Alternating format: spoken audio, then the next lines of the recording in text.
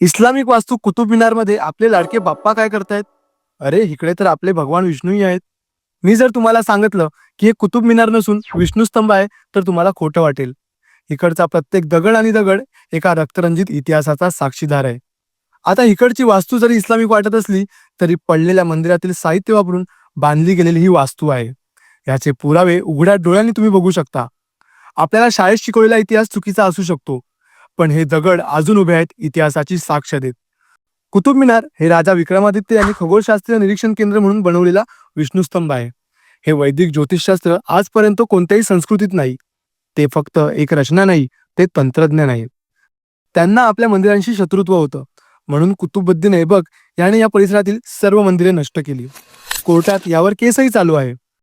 पण सत्य हे सूर्यासारखं आहे, जे अज्ञानाच्या ढगांनी जास्त काळ लपून राहू शकत नाही. आपल्या युट्यूब चॅनलवर पूर्ण माहितीशीर व्हिडिओही आहे. पूर्णपणे साक्षात दिसू शकतं ते बघा.